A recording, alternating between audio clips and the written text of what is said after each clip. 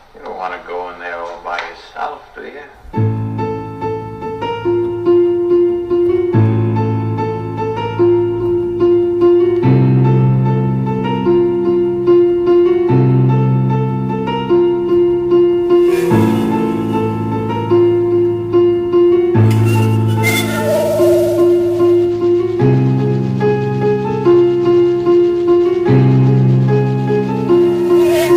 S2E presents Incarnation Red.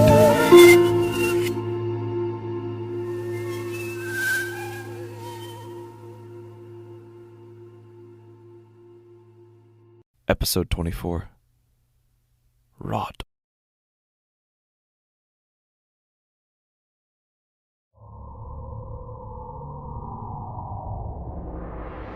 I am tired. Too tired to think. Too tired to breathe. Almost too tired to wake. Yet I do. I rise, get out of bed, walk into the bathroom. I brush my teeth mechanically. I step in the shower and put water on my body. And I feel it. Just barely. Outside, clouds are thick, heavy as my limbs. I move them sluggishly to get me from one end of the sidewalk to the other, wait for the bus. And when I get on board, there are people, dull-eyed, passive, hardly there at all, but nevertheless full of life. Life coursing through their arteries, like I used to be. And they don't know. They don't know that these arteries are empty. That these eyes are permanently dull for more than the 8 a.m. commute. And for very different reasons, namely, that I, at this very moment, am no longer alive. That I died just a week ago of a cause I cannot, for the non-existent life of me, remember. And that somehow I still walk among them, though by all logic there is nothing that could be controlling or conducting my limbs that move nonetheless. And they don't know any of that. And I am in the dark with them. Because I don't know why. And it hasn't become any clearer with each passing day. In fact, the contrary. Each day obscures more and more whatever happened, whatever incident occurred that was life-ending, life-defining, and completely nebulous all at the same time. All I know is that I died, but I'm still here, moving, speaking, doing what you might call living. Riding the bus, standing in lines, looking for something. Some vague, unknown something that would supposedly make things better, but I have no clue what it is. An answer, maybe? A reason to attribute this unmaking to? Or maybe penance. Some pound of flesh, a compensation paid to me for the death I've been given and the life I've been sentenced to, all for a reason that remains relentlessly phantom. Whatever it is I'm longing for, it's not going to change anything. Not really. Death isn't something you can change.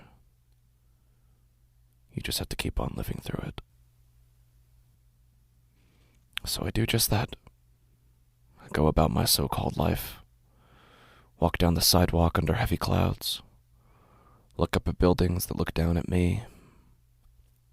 all the while feeling some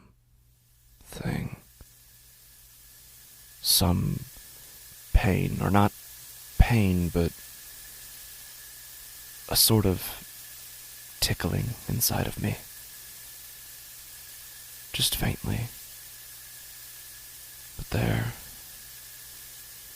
I feel it in my bed that night, in the pit of my chest like fingers around my heart. Gentle, soothing, anesthetic fingers. I don't understand it, but I suppose who knows what you feel when you're dead. As far as I'm aware, I'm the only person on the face of the planet who could say, and I don't even know what I feel, other than tired. So tired. So I close my eyes, put my flesh at rest.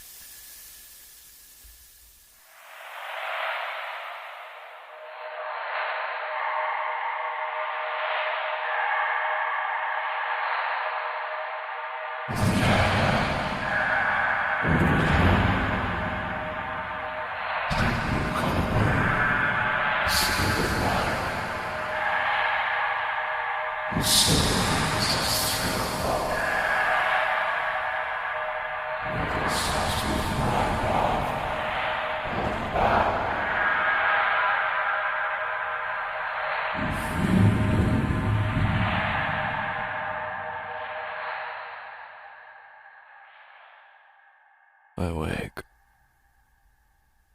I open my eyes. I am barely animate. And I ache.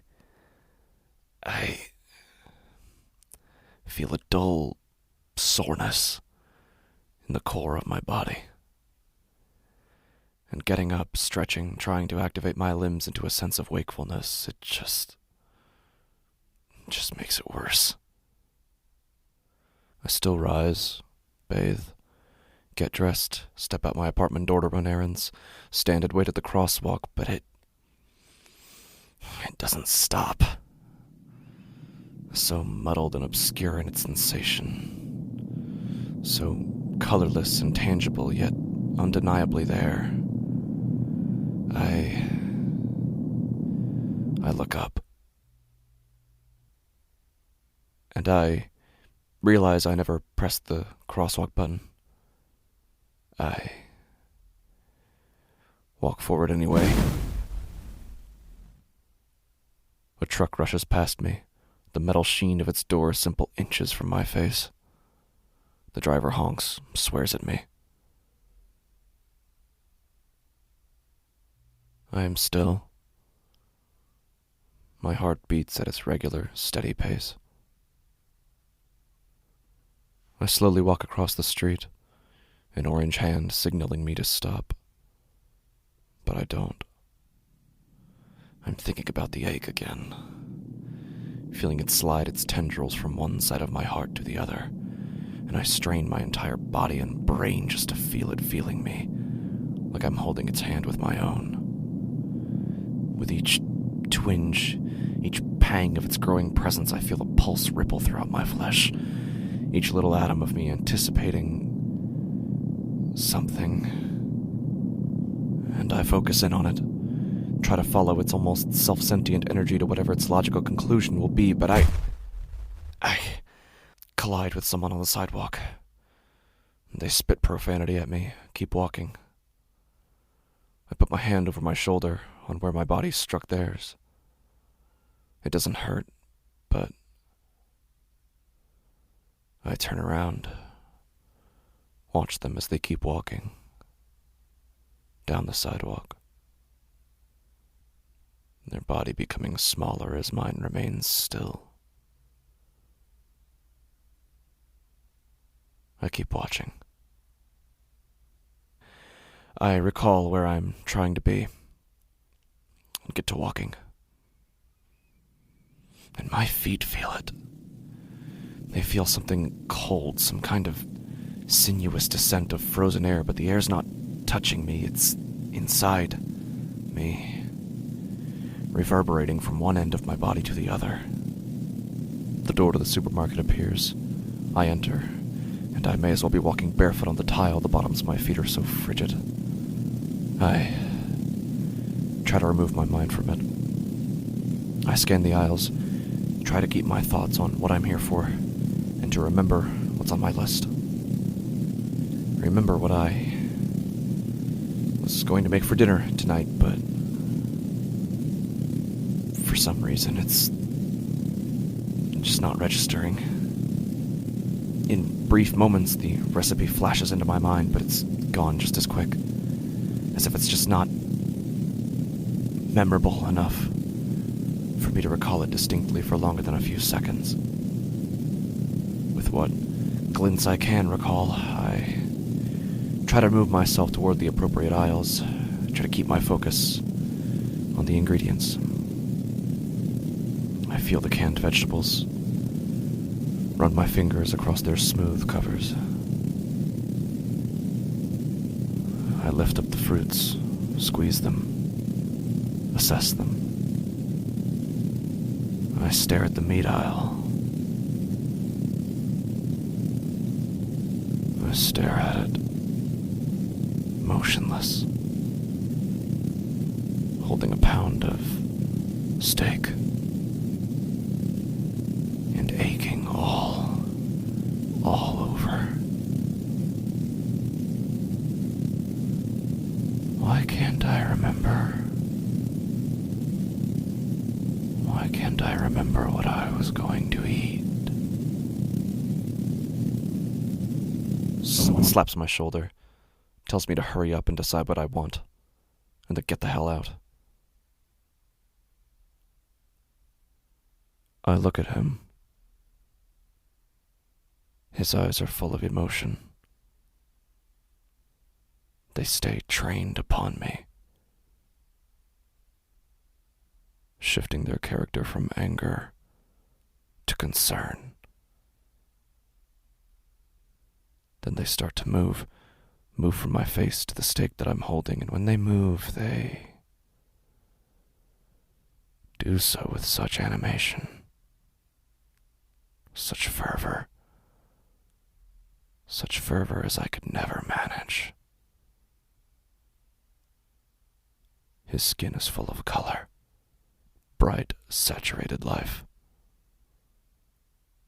But the longer I look at him, the less and less color it seems to have.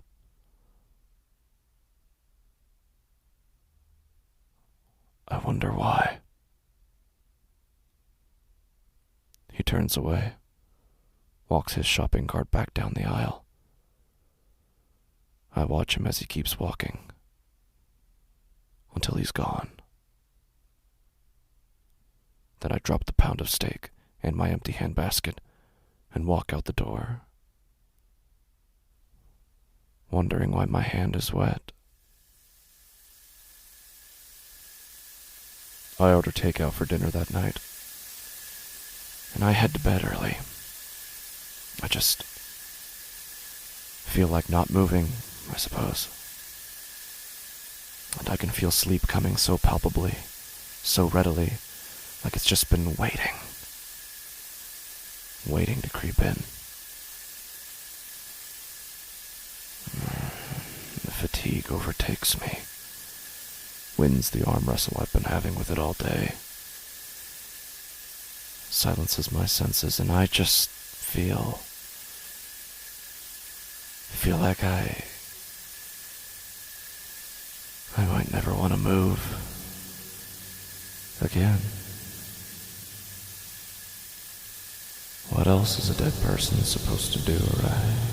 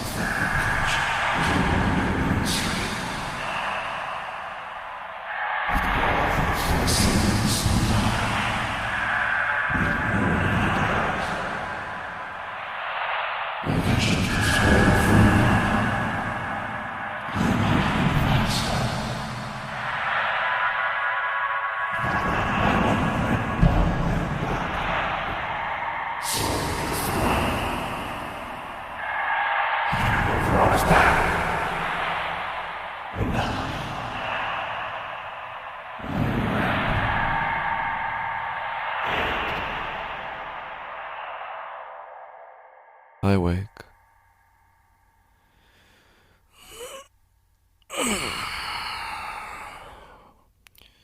The light seeping through the clouds is a pale, gentle white.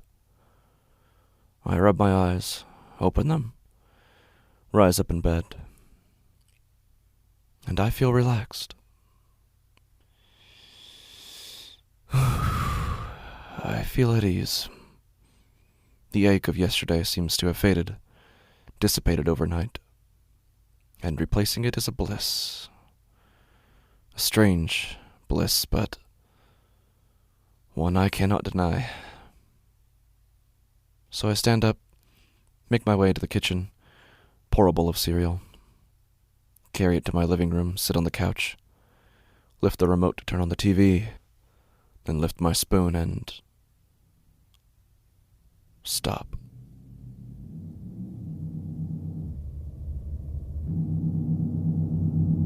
The news plays back at me something rather unusual. A murder. Well, it's not a murder exactly. That's not confirmed. In fact, the news seems to think it's more of an animal attack. Someone was found in a rather remote area of town, dead, but more than dead. Ripped apart, mauled, ribcage broken open, legs lacerated, and several organs or bits of organs just missing altogether. And it's unclear what kind of animal did this. A wild dog, a bear or something, but whatever it was, it's uncommon to a city environment like this. But according to the news, it definitely happened here.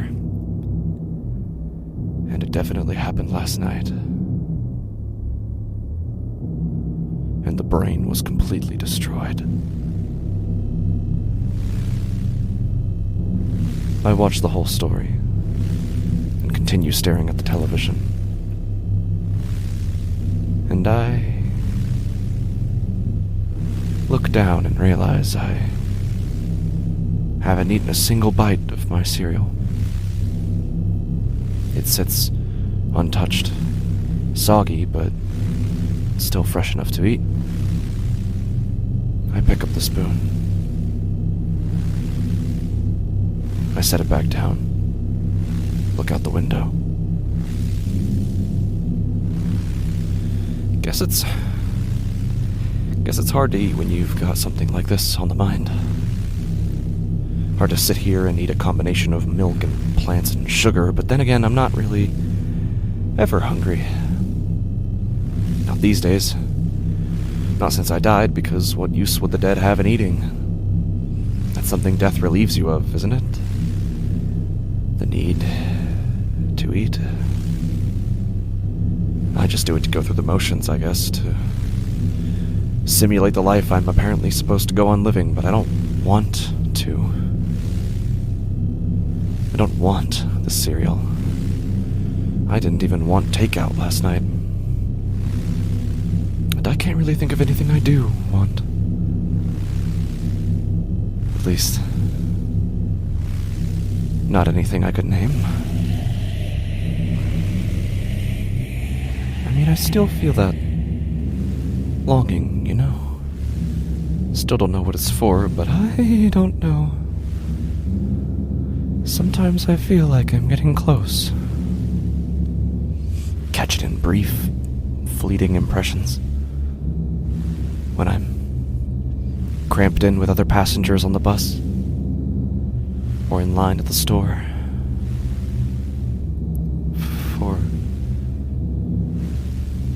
For a moment, I thought I felt it when that smug little man stopped me at the supermarket, but that's not possible. What could he have offered me that I so badly needed? Him with his aggressive little arched eyebrows, his face all flushed with blood color, the thick veins roped around the bone of his neck. What could I have honestly wanted from him? And even if I did feel something, some kind of desire, it wasn't the same kind of desire that this feral animal must have felt, right? I look down at my cereal. It remains untouched. And I cannot bring myself to eat it.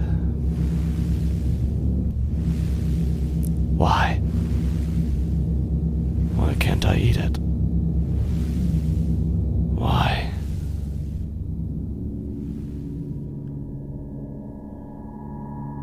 Makes you wonder. Makes you wonder what happens. What happens when a dead body still living begins to rot? What does the body become then? What becomes my new definition? Is human even a word I can use? And to think, I'm already dead. I already felt all the pain that could kill me, and it did.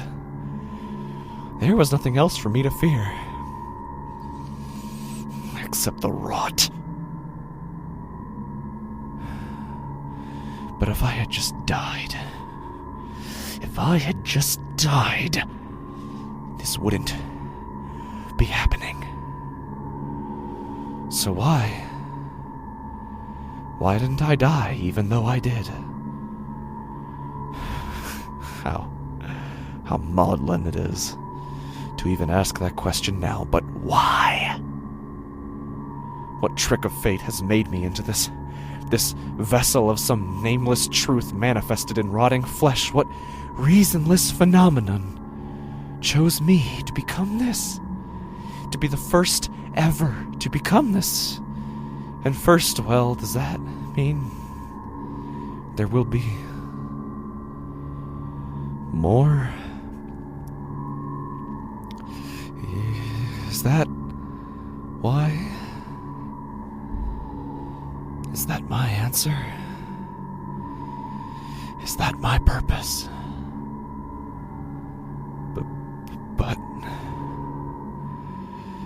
But whatever it is, I'm looking for an answer to the question posed by my animate form, or a pound of flesh to pay me back for the trouble.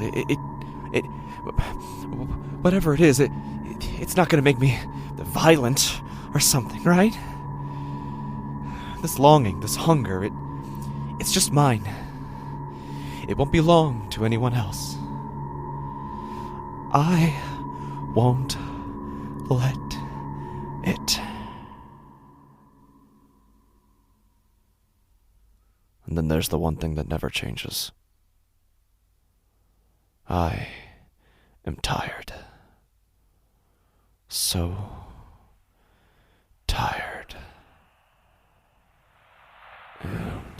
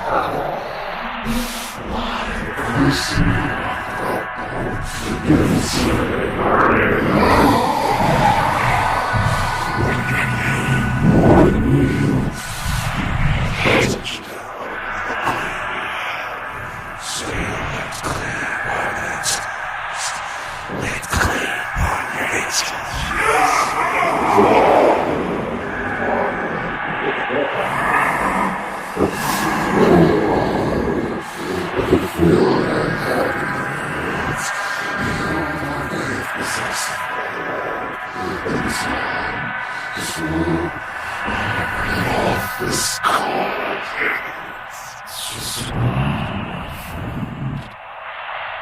Your body is nothing to give up. Hush now. Hush now.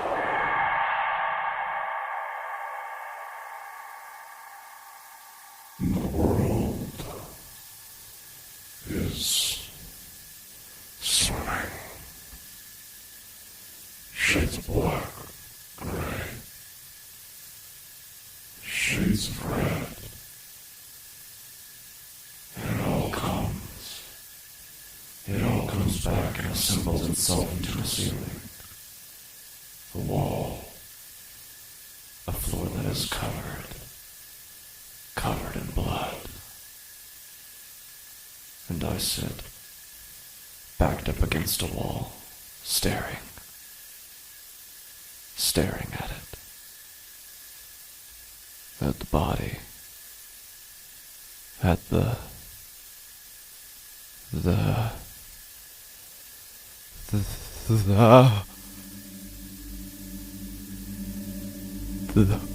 body. Ripped apart. One could even say it looks mauled.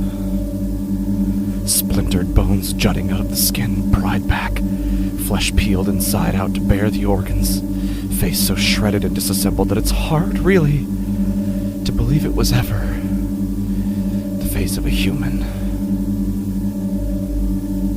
Dead, but more than dead. Just like me. Just like me. I look around. I've no clue where I am. Some warehouse or abandoned building of some kind. I look out the window and it is late into the night. I look down and I am covered in blood. I don't recognize a single piece of my surroundings, but I don't need to know that I need to run. And then, before I know it, I'm home. I'm back from wherever I was. And I'm turned back from whoever, whatever I was. I'm back to who I was before. Who I am.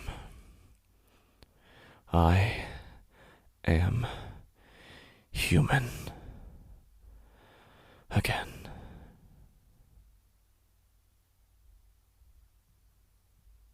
But I'm not. I'm not at all. Because it doesn't matter what I did or didn't do. It doesn't make a difference what impulses semi-permanently inhabit my body. Nothing from this point on makes a difference at all because I am dead. My life is over. And nothing's changing that. And just as dead as the man on the news. Just as dead as the body on the floor. It doesn't make a difference if a dog or a bear or an imitation human took their lives. It doesn't matter if anyone traces it back to me. It doesn't matter if anyone saw me on the street, fleeing the scene, scrambling back to my home while covered in blood from head to toe. It doesn't matter. I'm dead. What more have I to lose? And here, in full view of that fact, I wonder, is this what the rod is trying to tell me? I used to fear the rod, to fear losing the last thing I had to hold on to, my body. But no one gets to keep their body forever. That's just the simple truth of it. It becomes the property of soil, the plaything of putrefaction, the home of maggots. All of us are simply bodies waiting to be made inhuman, which is enough to make you inhuman to begin with, and the only difference is that I lived long enough to watch it happen, to experience it directly, to, as one might say, live it. To let that reality inhabit my flesh, claim my body as an unliving lesson, to enlighten me in the most vivid demonstration imaginable. And that's what the rod is. A lesson. A wisdom. A truth. Probably the same truth that chose me to become its first, very first vessel. The first of many. The first of very, very many. We'll come to see that death, it is not another state of being, but in fact the state we occupy already, at all times. Eyes stilled, brains passive, waiting to be made human. And how can we be made human if we were not already such? So why not let this eternal death become our needed life?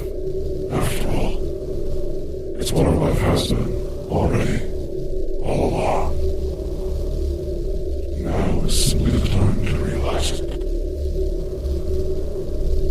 I walk across the living room, open the bathroom door, look into the mirror, then turn on the lights.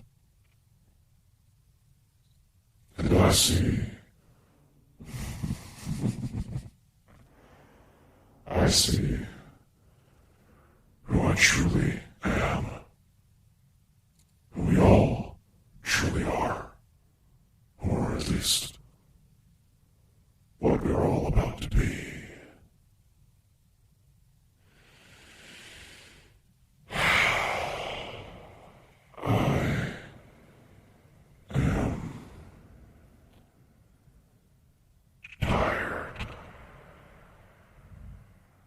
Too tired to think. Too tired to breathe. Too tired to stay awake. So, I close my eyes, relax my body, and let the rod complete me.